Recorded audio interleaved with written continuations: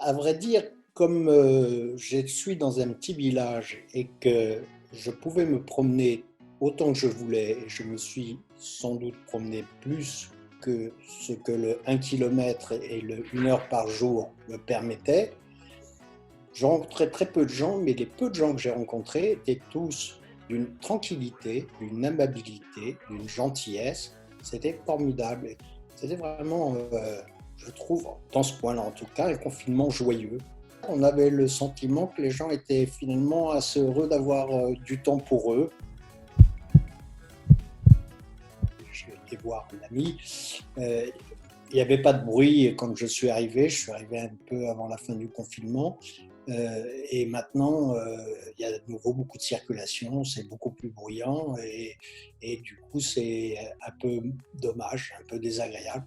Non, moi, je trouve qu'on devrait reconfiner tout le monde. Et comme j'aime pas tellement faire les courses, c'était une bonne raison supplémentaire pour ne pas aller en faire. Probablement avec Alexis de Tocqueville, parce que c'est une personne qui aimait faire des comparaisons entre pays, entre situations, et je pense que ça aurait pu être pour lui un sujet de méditation politique et philosophique.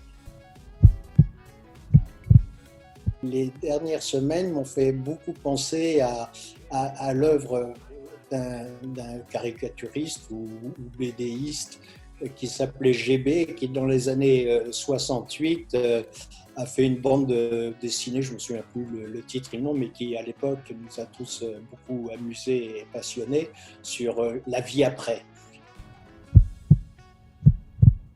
On pense tous qu'on est immortel et vraiment bien soigné, etc., etc. Et donc, on est un peu surpris qu'un petit être malsain comme ce virus puisse nous perturber beaucoup. C'est pas sûr que ça soit un événement si considérable que ça. Que la société va radicalement changer, je n'y crois pas, mais je n'y crois pas un seul instant. Ce qu'il faut espérer, et ça c'est quand même très souhaitable, c'est qu'on arrête de réduire l'hôpital à zéro. L'Allemagne s'en est bien mieux sortie parce que c'est arrivé un peu plus tard chez elle, mais elle s'en est bien mieux sortie parce qu'elle avait un système de santé qui était plus au point, plus résilient que le nôtre. Je pense que ce qui est clair, c'est qu'il faut se résigner à des règles de bienséance et de propreté. Si le pays avait des stocks de masques lavables mais non pas jetables, eh bien ça serait quand même plus simple, on aurait besoin de moins grosses quantités.